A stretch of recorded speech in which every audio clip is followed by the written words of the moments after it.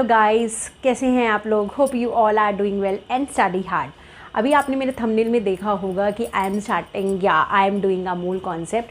वो मैं इसलिए करा रही हूँ because one of the my student has requested and it is very important topic to make it study, क्योंकि it is a base of physical chemistry. अभी उनको अगर ये नहीं आ रहा है तो ऑब्वियस है उनको आगे भी डिफ़िकल्टी आएगी। सो अगर मैं उस डिफ़िकल्टी को दूर कर सकती हूँ तो वाई नॉट। तो मैंने सोचा एक छोटी सी क्लास मूल कॉन्सेप्ट पे बनाई जाए। देखो, मूल कॉन्सेप्ट बहुत ही आसान चीज़ है, अगर एक बार समझ ली जाए तो बहुत अच्छे से समझ में आ सकती है। ठीक है, मैंने अपनी 11th-12th में सिर्फ इस एक एक कॉलम से मैंने मूल कॉन्सेप्ट को स्टडी किया था। ठीक है, आप एक बार इसको समझने की कोशिश करो, क्वेश्चंस पे अप्लाई करो, आपके सारे क्वेश्चंस डेफिनेटली होंगे। ठीक है, ध्यान से देखना। देखो, जो मोल कॉन्सेप्ट होता है ना, पहली बात तो मोल है क्या। मोल है क्या, जैसे फॉर एग्जांपल आपको कोई कह दे जाके आप 1 डज़न बनाना लेकर आओ, तो आप कितने बनाना लेकर आओगे? 12। आपको कोई बोले 1 क्विंटल गेहूँ ले आओ, तो आप कितना गेहूँ लेकर आओगे? 100 kgs, है ना। तो हर एक क्वांटिटी का अपना एक डेफिनेट है कि इसमें इतना होता है। इसी तरीके से केमिस्ट्री में, बिकॉज हम क्या स्टडी करते हैं, एटम कितना होता है? बहुत स्मॉल होता है। तो उस स्मॉल क्वांटिटी को स्टडी करना कितना मुश्किल होगा। तो हमने क्या किया, एक एटम की जगह बहुत सारे एटम्स ले लिए और उनको एक रेफरेंस दे दिया कि इतने जब एटम्स इकट्ठे हो जाएंगे तो वो किसके बराबर हो जाएगा? 1 मोल के बराबर हो जाएगा। तभी कहा गया कि 1 मोल किसके बराबर होता है? 6.023 इंटू 10⁻23 एटम्स। मतलब 1 मोल 6.022 इंटू 10⁻23 एटम्स के बराबर होता है। मतलब अगर किसी ने मुझे बोला कि आप ऐसा करो, 1 मोल बुक ला दो, तो आप कितनी बुक ले आओगे? 6.022 इंटू 10⁻23 मतलब बुक्स ले आओगे। ठीक है, अगर बुक है तो बुक्स। अगर किसी ने बोला टेबल तो टेबल, साइकिल है तो साइकिल। बात समझ में आ गई।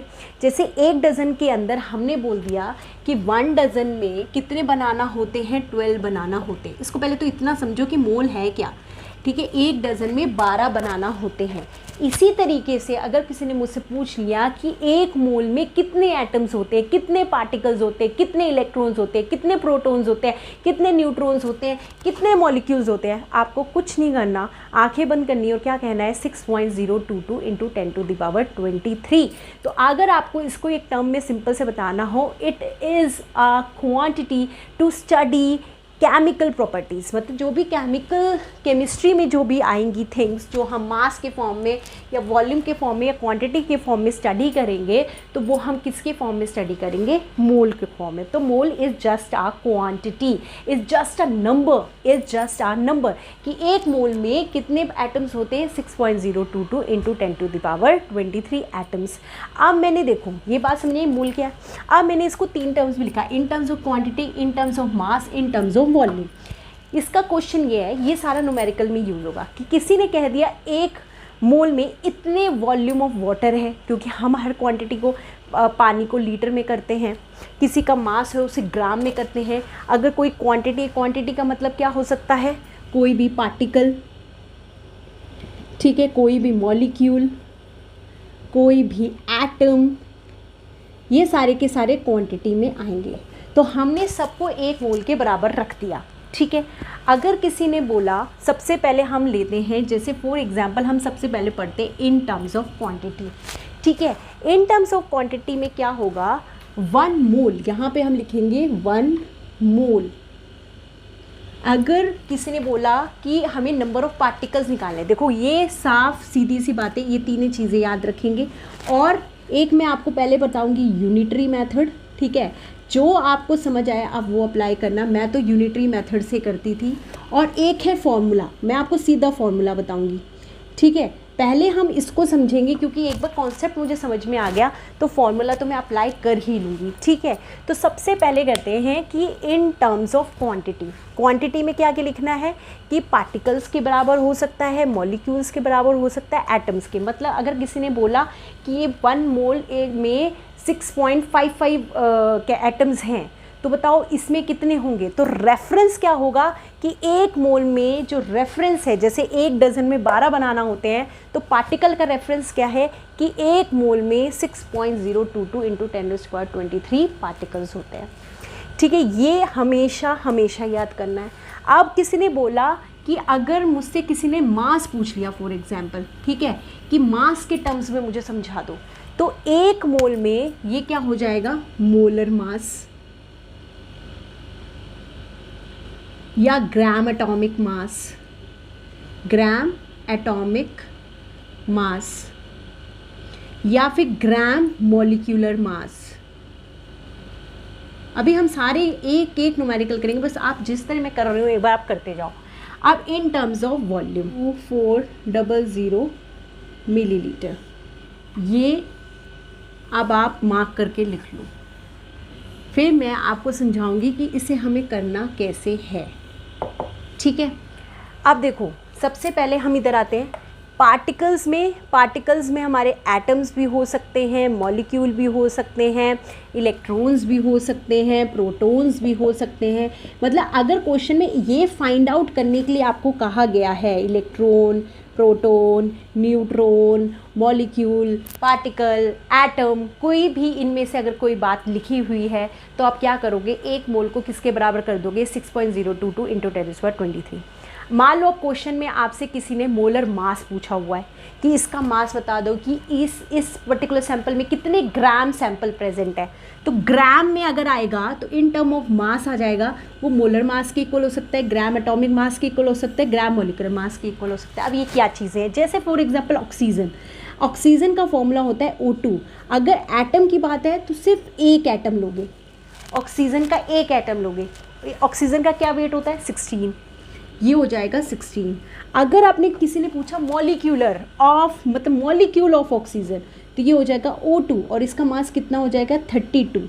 तो आप इनके बराबर लिख दोगे 1 मोल को, 1 मोल को स्टैंडर्डाइज कर दोगे। अगर ऑक्सीजन एटम है तो 16 के बराबर लिख दोगे, अगर O2 है तो किसके बराबर कर दोगे, 32 ग्राम के बराबर कर दोगे। मोलर मास का मतलब क्या है, जैसे मान लो कोई भी पूरा एक बड़ा सा मॉलिक्यूल है, जैसे ये कंपाउंड है H2SO4, ठीक है, इसका अगर हमें करना होगा तो सबका हमें पता है मास ऐड कर दो, 2 + 32 प्लस में 16 × 4, एक ऑक्सीजन 16, 64 = 98 ग्राम। 1 ग्राम को AMU भी लिख सकते हो आप, AMU और AMU।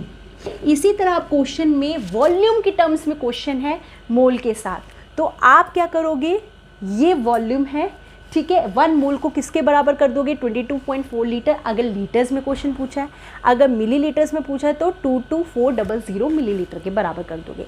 ये एक जनरलाइज, ये सारी जो चीज़ें हैं ये सब हमारा जनरलाइज्ड चीज़ें हो गई। जैसे अगर मैं इन लोगों को करूँगी तो these are the generalised form, कि जैसे मुझसे 1 डज़न बोला गया बनाना लाने के लिए, मैंने सबसे पहले क्या किया, 1 डज़न बनाना में 12 केले होते हैं। इसी तरह अगर मेरे को नंबर ऑफ पार्टिकल्स पूछा तो 1 मोल = 6.02 इंटू 10⁻23। अगर किसी ने मुझसे मास पूछा तो अगर मोलर मास पूछा तो मोलर मास निकाल दूंगा, अगर मुझसे किसी एटम का पूछा तो एक एटम का मास लिख दूंगा, अगर मॉलिक्यूल का पूछा तो पूरे मॉलिक्यूल का मास लिख दूंगा, ठीक है। इसी तरीके से अगर क्वेश्चन मान लो लीटर्स के फॉर्म में है, वॉल्यूम के फॉर्म में है, तो हम क्वेश्चन को कैसे करेंगे, बस ये है मोल कॉन्सेप्ट। अब मैं इसी चीज़ को अप्लाई करूँगी आपके न्यूमेरिकल्स में, एंड ट्रस्ट मी आप सारे क्वेश्चन कर पाओगे अगर इसको आप अच्छे से एक बार समझ लोगे तो। बस आपको ये चीज़ समझनी है, और अगर आपको ये चीज़ समझ में आएगी कि 1 मोल इसके बराबर होता है, 1 मोल इसके बराबर होता है, 1 मोल इसके बराबर होता है, और ये आपस में भी एक दूसरे के बराबर होते हैं, कि मान लो मोल नहीं है, आपको मास और वॉल्यूम को इक्वेट कर रखा है, तो इसको आपस में इक्वल कर सकते हो स्टैंडर्डाइज्ड, और आप इसको कर सकते हो। जैसे कई बार क्वेश्चन में क्या होता है, मोल नहीं पूछते हैं, क्वेश्चन में पूछते हैं कि ये बता दो 6.022 इंटू 10⁻23 पार्टिकल्स में कितने ग्राम्स प्रेजेंट है। तो जो फर्स्ट इक्वेशन आप बनाओगे, मैं आपको यूनिटरी मेथड सिखा रही हूँ, ठीक है, क्योंकि अगर आपको वो समझ में आ गया फॉर्मूले तो मैं आपको लास्ट में बताऊँगी क्या फॉर्मूला लगा और निकल जाएगा, बट मैं पहले चाहती हूँ कि कॉन्सेप्ट को क्लियर करूँ। तो अगर मान लो पार्टिकल्स पूछा और ग्राम्स में पूछा हुआ, मोल नहीं पूछा हुआ, तो इन दोनों को इक्वेट कर दोगे। अगर मान लो वॉल्यूम इनको है, इन दोनों को इक्वेट कर दो। मतलब ये पूरा टर्म है आपस में, ये स्टैंडर्डाइज्ड वैल्यू है मोल की। इसके बाद अब हम करेंगे सारे के सारे questions. Before going to these 2 questions मैं आपको सबसे सिंपल सा बात, मैंने अपनी जो मेरी फिज़िकल केमिस्ट्री की बेसिक वाली क्लास थी उसमें मैंने सिंपल से बताया था यूनिटरी मेथड क्या होता है। सबसे पहले यूनिटरी मेथड को समझो। जो चीज़ निकालनी है, फाइंड करनी है, उसको आप इधर लिखोगे लेफ़्ट हैंड साइड पे, और राइट हैंड साइड पे दिस इज़ योर राइट, तो ये यहाँ पे राइट हो गया, this is your right and this is your left. ठीक है, राइट साइड पे वो क्वांटिटी लिखोगे जो भी फाइंड आउट करनी है। मोल फाइंड आउट करना है, मोल लिख दोगे। पार्टिकल करना है, ग्राम करना है, वॉल्यूम करना है, जिसको भी फाइंड करना है वहाँ लिखोगे। जो गिवन है, जो भी मुझे क्वेश्चन में गिवन है उसको मैं यहाँ, जिसने ये बात समझ ली ना उसे मोल कॉन्सेप्ट आ जाएगा बस। ठीक है, जो गिवन है, जो फाइंड है, बस इस तरीके से यूनिटरी मेथड यही होता है। जैसे फॉर एग्जांपल अब हम यही क्वेश्चन करते हैं और इसको अप्लाई करते हैं। ठीक है, 0.5 moles of calcium ions is given as a sample. ठीक है, गिवन क्या कर रखा है, गिवन मुझे 0.5 नहीं देखना, ये देखना है क्या गिवन है। गिवन है मुझे मोल्स, तो मैं यहाँ पे क्या लिख दूँगी, मोल्स। मुझे मोल्स गिवन है और मुझे फाइंड क्या करना है, फाइंड नंबर ऑफ पार्टिकल्स, तो यहाँ पे लिख दूँगी मैं नंबर ऑफ पार्टिकल्स। ठीक है, बस मेरा क्वेश्चन हो गया। आप सबसे पहले क्या करेंगे, जनरलाइज्ड उठाएंगे।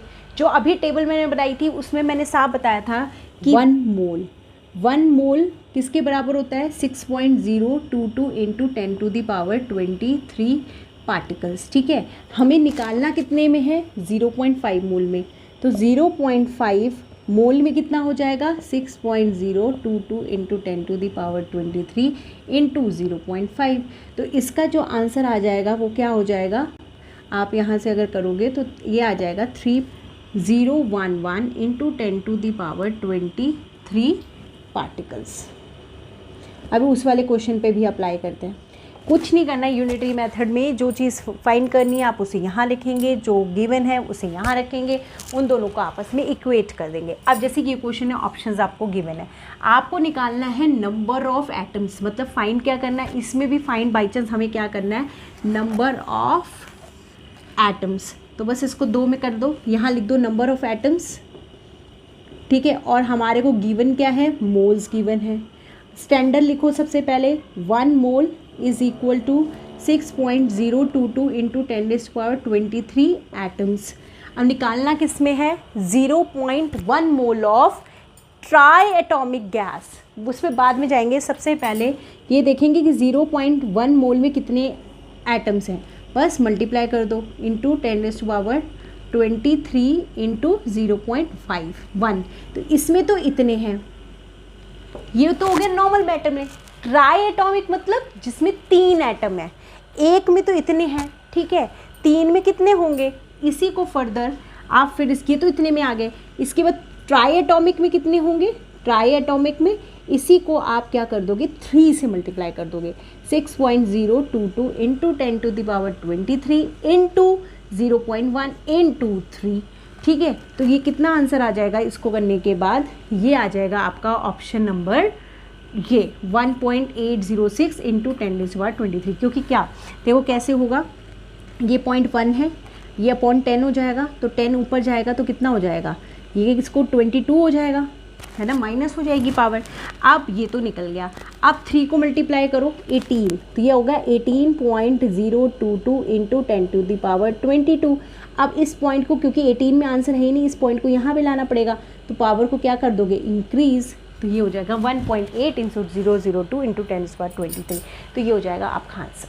तो इससे मेरा कंक्लूजन ये निकला कि बस जो भी मुझे फाइंड आउट करना है उसकी रेफरेंस सबसे पहले लिखूंगी और उसके बाद जो पूछा है मैं वो निकाल लूँगी। ठीक है, अब ये तो था बहुत आसान। ठीक, अब इसके in form of mass. Guys, अब हम लोग मास वाला स्टार्ट करते हैं। ठीक है, ये दोनों क्वेश्चंस हैं, मैंने कहा है कुछ भी डरने की ज़रूरत नहीं है, सिर्फ क्वेश्चन को पढ़ो। 0.49 gram of sulphuric acid is given, then find out number of moles of sulphuric acid. आप बस ऐसी लाइन बनाएंगे, आपको क्या फाइंड आउट करना है, मोल्स फाइंड आउट करने हैं। गिवन आपको क्या दे रखा है, मास आपको गिवन दे रखा है, वो भी किसका, सल्फ्यूरिक एसिड का। तो सल्फ्यूरिक एसिड का मास निकाल लो। अभी मैंने निकाला था, कितना था हमारा, 98 ग्राम। ठीक है, तो जनरलाइज फॉर्म लिखेंगे, 98 ग्राम में कितने मोल होते हैं, 1 मोल, क्योंकि ये 1 मोल के बराबर होता है। 1 mole is equal to this, क्योंकि मोल निकालना था तो 90 ग्राम में 1 मोल होता है, तो 1 में कितना होगा 1/98। और अगर आपसे पूछा है किसमें 0.49 में, 0.49 ग्राम में कितना होगा इज इक्वल टू 1/98 इंटू में 49, और ये हो जाएगा अपॉन में 10। तो ये किससे कट जाएगा, 1 ज़ा और 2 ज़ा, 49 इंटू 2 18, 4 2 8 9, ठीक है। तो ये आ जाएगा 1/2 इंटू 10 हो जाएगा, ठीक है। ये हो जाएगा हमारा 0.05, अच्छा ये 49 था तो एक और 0 आ जाएगा, ठीक है। तो ये इसका क्या आंसर आएगा, ये हो जाएगा। इसको अगर हम लिखना चाहेंगे तो 0.5 इंटू 10⁻⁻², ये ऊपर जाएगा तो -2 का हो जाएगा, ठीक है। अगर ये पॉइंट को मैं यहाँ लाऊंगी तो क्या हो जाएगा 5 इंटू 10⁻³ अगर आपने मेरी फर्स्ट स्लाइड देखी होगी तो मैंने वहाँ लिखवाया था DCM 10⁻⁻1, 10⁻², 10⁻³ अगर -3 लिखा है, क्योंकि ये सीधा आंसर इसमें ये यहाँ पे ये मोल्स नहीं लिखा होगा, आपके जो ऑप्शंस होंगे उसमें लिखा होगा 5 मिलीमोल्स। अगर आपने मेरी वो क्लास देखी होगी फर्स्ट, तो मैंने बताया था कि इसको आप किससे रिप्लेस कर सकते हो, DCM 10⁻³ को मिली से कर सकते हो, तो 5 मिली मोल्स। इसी तरीके से अगर हम ये करेंगे, सारे पार्ट्स हमको करने हैं। देखो हमको मास दे रखा है, हमको एक कैलकुलेट करना है, number of moles of carbon dioxide, number of molecules, number of atoms and number of atoms. सबसे पहले एक एक करके स्टार्ट करेंगे। बस आप एक लाइन लगाया करो, जो निकालना है वो यहाँ लिखो। क्या निकालना है, मोल्स, गिवन क्या है मास, ठीक है। तो कार्बन डाइऑक्साइड का मास कितना होता है, पहले तो जनरल निकालना पड़ेगा ना, कितना होता है, ये हो गया 12, ये 16 2 ज़ा 32, इट्स 44, ठीक है। ये याद ही करना है आप लोगों को। 44 ग्राम में कितने मोल हुए, 1 में कितने हो गए 1/44, निकालना कितने में है इंटू 22, तो 2 1 ज़ा 2 2 ज़ा तो है ना, तो ये आ जाएगा 0.5 मोल्स। अब इसी से आपके सारे आंसर आ जाएंगे ये वाले। अब आपको मतलब इसके अंदर नंबर ऑफ मोल्स आ गए हमारे 0.5 मोल्स। देख लो पापा, अच्छा इसके अंदर हमारे नंबर ऑफ मोल्स आ गए 0.5 मोल्स, है ना। तो अब इनके अंदर हमको निकालना है कि तीनों में कितने मॉलिक्यूल्स होंगे और कितने क्या होंगे, ठीक है। तो कैसे करेंगे, हमको मोल्स तो पता चल गए कितने हैं, अब इन मोल्स को इनके बराबर लिख दो, सिंपल सी बात है, क्योंकि मोल के साथ हम इसका रिलेशन जानते हैं। अब हमारे को मॉलिक्यूल्स निकालने हैं, मॉलिक्यूल वाला, ठीक है। मोल मुझे पता है 0.5 मोल्स में हमको निकालना है number of molecules of carbon dioxide, और कार्बन डाइऑक्साइड में कितने मोल्स हैं 0.5 मोल। तो हमें पता है 1 मोल में 6.022 इंटू 10⁻23 मॉलिक्यूल्स होते हैं। तो कितने मोल में निकालना है 0.5 मोल।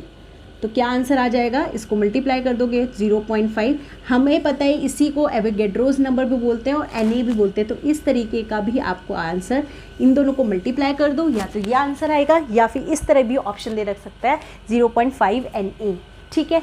अब नेक्स्ट करते हैं, नेक्स्ट में नंबर ऑफ एटम्स निकालने। तो पहले जनरलाइज फॉर्म लिखो, यहाँ पे एटम लिखेंगे 1 mole is equal to 6.022 into 10⁻23 atoms, ये भी एटम्स के भी बराबर होता है, ठीक है। हमारे टोटल मोल्स कितने हैं 0.5 मोल में कितने हो जाएंगे 6.022 इंटू 10⁻23 इंटू 0.5। बट हमें निकालने किसके एटम है, कार्बन के। इस पूरे फॉर्मूले में कार्बन कितना है 1, एक एटम है कार्बन का, तो इंटू 1, और इसी को हम Na भी बोलते हैं, एवोगैड्रोस नंबर भी बोलते हैं। तो हम ये क्या लिख सकते हैं 0.5 Na। तो इसका आंसर भी सेम यही आएगा जो हमारा पिछला आया था। अब नेक्स्ट अगर हम लोग करते हैं number of atoms of oxygen, तो 1 मोल में इतने एटम्स, इसमें इतने एटम्स, पर ऑक्सीजन कितने हैं 2 एटम है। तो यहाँ पे इस बार हम क्या करेंगे इंटू 2 से मल्टीप्लाई कर देंगे। तो 2 से अगर आप इसको मल्टीप्लाई कर दोगे तो 0.5 इंटू 2 इंटू Na, ये आंसर हो जाएगा number of atoms of oxygen. तो गाइस होप आप लोगों को ये बात समझ में आई होगी कि आपको क्या करना है। आपको कुछ भी नहीं करना है, आपको सिर्फ और सिर्फ इक्वेट करना है, ठीक है। इसी तरीके से अब मैं आपको करवाती हूँ वॉल्यूम का, ठीक है। इसके बाद मैं आपको सीधा से सिंपल एक फॉर्मूला भी बता दूंगी। अगर आपको नहीं समझ में आ रहा, मेरे को यूनिटरी मेथड नहीं समझ में आ रहा, तो भाई सीधा वो फॉर्मूला लगाना और आंसर निकालना, वो मैं बताती हूँ अब नेक्स्ट। तो गाइस अब हम लोग मूव ऑन करते हैं लीटर्स वाले क्वेश्चंस पे। देखो यही 3 टाइप के क्वेश्चंस आते हैं, ठीक है। इसके बाद यही क्वेश्चंस मैं फॉर्मूला से बताऊंगी कैसे करना है। आपको लगता है कि दैट इज़ ईजी तो आप वो अटेम्प्ट कर सकते हो, यूनिटरी लगता है तो यूनिटरी कर सकते हो। देखो ये वाला क्वेश्चन है, ठीक है। Find the volume of 8 gram of oxygen gas, ठीक है। मैंने क्या बोला है, सिंपल एक लाइन लगाओगे, यहाँ मुझे फाइंड क्या करना है, वॉल्यूम फाइंड आउट करना है, ठीक है। और यहाँ पे हमें गिवन क्या है, मास गिवन है, ठीक है। मास में मैंने पहले ही बताया था, तो हमें क्या एक दूसरे के इक्वेट करके रखना है, मोलर मास जो भी है। तो ऑक्सीजन का मोलर मास कितना होगा, ऑक्सीजन का मॉलिक्यूलर मास कितना होगा, 32, भी एक ऑक्सीजन 16, 32, तो 32 ग्राम के अंदर स्टैंडर्ड कितना है, और वॉल्यूम इन मान लो लीटर्स में, इन लीटर्स, ठीक है। तो 22.4 लीटर, अगर मिलीलीटर होता तो 22,400 मिलीलीटर करते। तो 1 ग्राम में कितना हो गया, 22.4 अपॉन 32। और अब हमें फाइंड आउट कितना करना है, 8 ग्राम में, 8 ग्राम में देखना है कितना है, तो बस इंटू 8 हो जाएगा, 8 1 ज़ा 4 ज़ा, ठीक है। ये वाला कैसे कट जाएगा, 4 5 ज़ा 20, 24. Sorry guys for the interruption, it's answer is 5.6। मैं नेक्स्ट वीडियो में इसको कंटिन्यू करती हूँ, थोड़ा सा मोबाइल में प्रॉब्लम आ गई थी। Hope you understand. नेक्स्ट में हम लोग वॉल्यूम और आपको मैं फॉर्मूला पक्का कंफर्म करूँगी। Thank you so much.